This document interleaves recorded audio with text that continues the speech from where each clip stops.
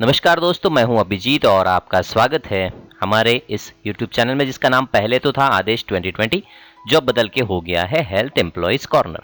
तो दोस्तों, आज हम ये जानने की कोशिश करने वाले हैं कि आभा अकाउंट को, जी हाँ, आयुष्मान भारत हेल्थ अकाउंट को RCH ID के साथ कैसे जोड़ना है, कैसे लिंक करना है। तो इसके लिए मेरा ये जो वीडियो है ये आप आखिर तक देखिए। तो चलिए आगे बढ़ते हैं दोस्तों। तो इसके लिए सबसे पहले तो जो आभा नंबर है दोस्तों, हम में से बहुत से स्वास्थ्य कर्मी ऐसे हैं जिनको आभा नंबर के बारे में पता नहीं है। तो उनसे विनती है कि मेरा आभा number, how to generate Abha number, ये जो वीडियो है ये आप ज़रूर देखिए। इसकी लिंक मैंने डिस्क्रिप्शन में दे दी है। तो दोस्तों, मैं एक सामाजिक संस्था भी चलाता हूँ जिसका नाम है वनप्रस्थ फाउंडेशन, जो कि पर्यावरण के क्षेत्र में काम करती है। तो आपसे विनती है कि मेरे इन वीडियोज़ के माध्यम से जो भी राशि जमा होती है वो इस सामाजिक संस्था को जाती है। तो आप भी मेरे वीडियोज़ को लाइक करें, शेयर करें अपने हेल्थ एम्प्लॉयज़ दोस्तों में और हमारी सहायता कीजिए।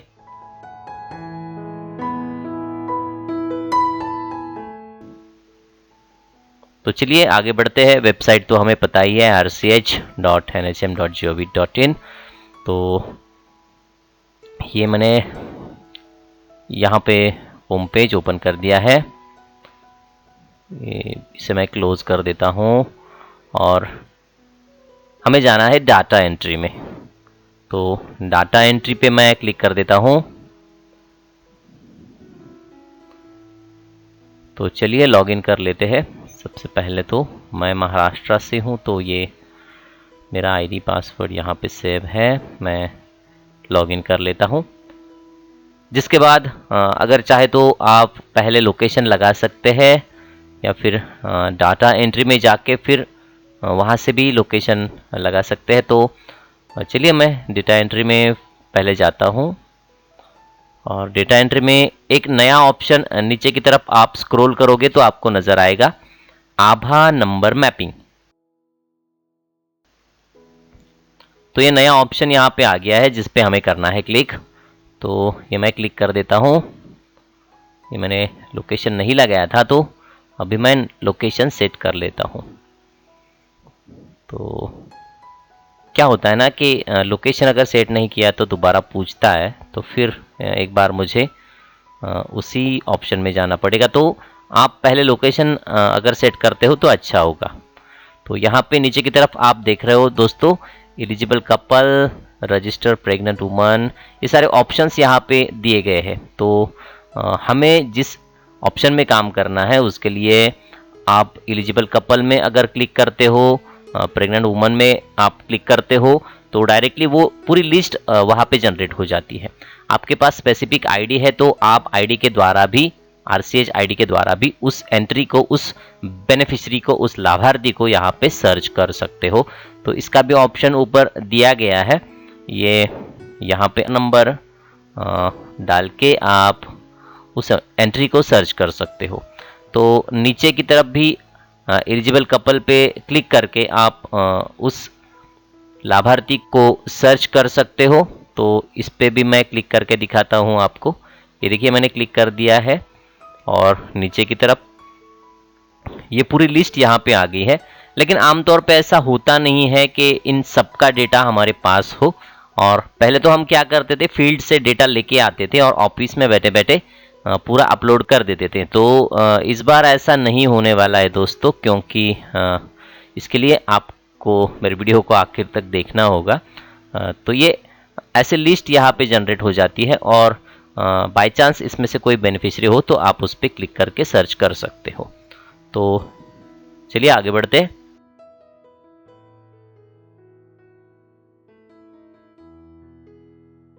तो हमें जाना है रजिस्टर एंड लिंक आभा पे। तो इस पे मैं क्लिक कर देता हूँ। हमारा आज का जो काम है वो इसी ऑप्शन में है, तो इस पे मैंने क्लिक कर दिया है।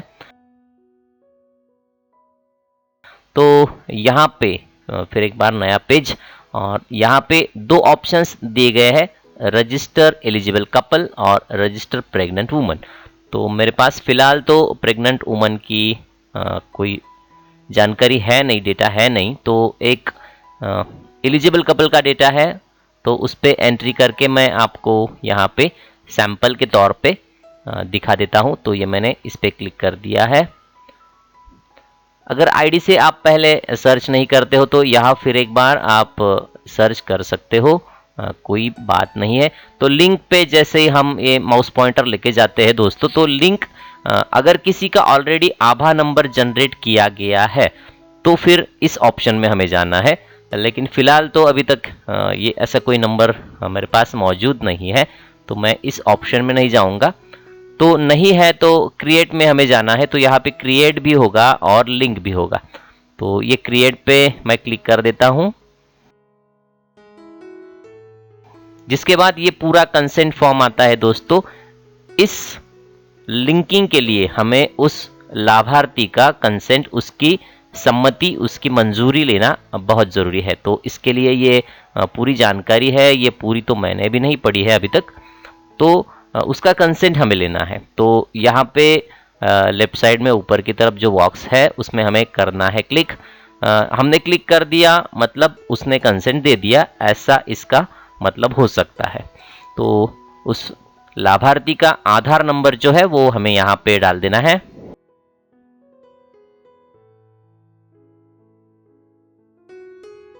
तो ये कुछ नंबर को मैं हमेशा हाइड कर देता हूँ।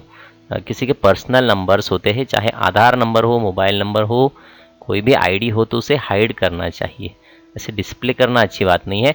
तो यहाँ पे सबसे इम्पोर्टेंट बात दोस्तों हमें याद रखनी है, ये आधार नंबर यहाँ पे डाल दिया, गेट ओटीपी कर दिया, तो आधार को जो मोबाइल लिंक है वो वहाँ पे मौजूद होना चाहिए ओटीपी के लिए, या फिर आपको उनसे फ़ोन करके पूछना पड़ेगा। इसमें दिक्कत तो एक ही आने वाली है दोस्तों कि आधार के साथ कौन सा नंबर लिंक है, ये तो हमारे लाभार्थी को भी अक्सर पता नहीं होता। हम ग्रामीण एरिया में काम करते हैं, आदिवासी एरिया में काम करते हैं, तो ये दिक्कत सबसे बड़ी हमें आने वाली है, क्योंकि आधार लिंक मोबाइल वो साथ में होना चाहिए, वो वर्किंग में होना चाहिए, तभी हम ये एंट्री कर सकते हैं। तो जैसे ही हम यहाँ पे आधार नंबर डालते हैं, गेट ओटीपी पे क्लिक करते हैं, तो उस आधार लिंक मोबाइल पे ओटीपी जाता है। तो ये मैंने क्लिक कर दिया है और ये देखिए यहाँ पे कुछ ऑप्शंस नीचे ओपन हो चुके हैं। अगर ओटीपी नहीं जाता है तो रिसेंट ओटीपी पे क्लिक करके आप फिर एक बार ओटीपी भेज सकते हो। अगर आ जाता है तो नीचे की तरफ ये बॉक्सेस है, यहाँ पे हम ओटीपी डाल देते हैं और कर देते हैं गेट डेटा इस बटन पे क्लिक। तो ये मैंने क्लिक कर दिया है। तो एंट्री तो बहुत आसान है, इसमें कुछ डिफ़िकल्ट है नहीं, खाली ये जो 2-3 बातें हैं इनको हमें ध्यान में रखना है। ये आधार वाला मोबाइल नंबर और कुछ बातें हैं जो मैं आगे बताऊंगा। तो ये देखिए दोस्तों, ये यहाँ पे उसका आईडी जनरेट हो चुका है। तो हमारा आधार आईडी जो है वो 12 अंकों वाला है, लेकिन ये जो आईडी है आभा Ayushman Bharat health account ID या अकाउंट नंबर कहिए इसे, ये जो है ये है 14 अंक वाला। तो यहाँ पे ये आभा नंबर आपको नज़र आ रहा है, ये कुछ मैंने हाइड कर दिया है। तो ये 14 अंकों वाला नंबर है दोस्तों। तो ये यहाँ पे जनरेट हो चुका है, मतलब हमारा काम ख़त्म नहीं हुआ है। नीचे की जो इन्फॉर्मेशन है उसको भी फिलअप हमें करना है। तो यहाँ पे डेट ऑफ रजिस्ट्रेशन मैं डाल देता हूँ, जो भी रजिस्ट्रेशन की डेट है उसकी वो यहाँ पे हमें भर देनी है दोस्तों। तो ये जो डेटा है दोस्तों ये आधार के साथ 80% तक मैच करना चाहिए। तो कौन सा डेटा है उस पर हम बात करेंगे। तो ये मैं यहाँ पे डेट सेट कर देता हूँ। डेट सेट करने के बाद यहाँ पे हस्बैंड नेम आता है, ये हस्बैंड नेम हमें यहाँ पे टाइप करना है। ये मैंने टाइप करके स्पेस में देना चाहता हूँ, लेकिन स्पेस ये लेता नहीं है, शायद सिंगल नेम यहाँ पे उसे चाहिए ऐसा लगता है, तो इसे छोड़ देता हूँ। उसके बाद एड्रेस में अगर कुछ चेंजेस है तो एड्रेस में चेंजेस हम कर सकते हैं। मोबाइल नंबर भी यहाँ पे हमें दोबारा फिलअप करना है। एज ऑटोमेटिकली आ गई है, इसने RCH पोर्टल से वो यहाँ पे ऑटोमेटिकली ले ली है। तो जस्ट हमें इस एंट्री को यहाँ पे कर देना है सेव। तो यहाँ पे हम इस एंट्री को सेव कर देंगे। सेव बटन पे ये मैंने क्लिक कर दिया है, तो ये एंट्री हो गई है सेव। तो ये ऊपर की तरफ मैसेज आ गया है दोस्तों। यहाँ पे आभा नंबर जो है वो जनरेट हो गया है और RCH ID के साथ लिंक हो चुका है। तो बहुत ही आसान एंट्री है। इसे मैं ओके कर देता हूँ और फिर एक बार नीचे आता हूँ। तो हमें जो हमारे ऑफिस की तरफ से जो मॉड्यूल प्राप्त हुए दोस्तों, उसमें ID जनरेशन और प्रिंट के भी ऑप्शंस है। जो ID कार्ड है इसका ऑप्शंस उसमें तो दिए गए हैं, लेकिन फिलहाल तो यहाँ पे मुझे वो कुछ नज़र नहीं आए। तो हो सकता है इन फ्यूचर इसमें कुछ अपडेट्स हो जाए तो यहाँ पे उनके ID हम जनरेट करके उनको भेज सके। तो दोस्तों सबसे इम्पॉर्टेंट बात जो है, हमने RCH में जो डेटा भरा है वो आधार से ये ऑटोमेटिकली जो डेटा आ गया है इसके साथ में 80% तक मैच होना ही चाहिए। अगर नहीं होता है तो हमारी एंट्री सेव नहीं होगी। मान लीजिए उस महिला का नाम आधार पे मैके का नाम है और RCH में आपने ससुराल का नाम भरा है और दोनों अलग अलग है, तो ये डेटा सेव नहीं होगा। तो इसके लिए उसका आधार और RCH का डेटा जो है वो 80% तक मैच होना बहुत बहुत बहुत ज़रूरी है। अगर नहीं होता है तो ये एंट्री भी नहीं होगी। और दूसरी बात जो है, नेम के साथ में डेट ऑफ बर्थ और जेंडर ये भी मैच करना चाहिए। लेकिन डेट ऑफ बर्थ जो है दोस्तों, आमतौर पे हमने जब RCH भरा था तब हमने डेट ऑफ बर्थ नहीं भरा था, तो हमने अंदाजे से उम्र ही वहाँ पे फील की है। आमतौर पे यही हुआ है।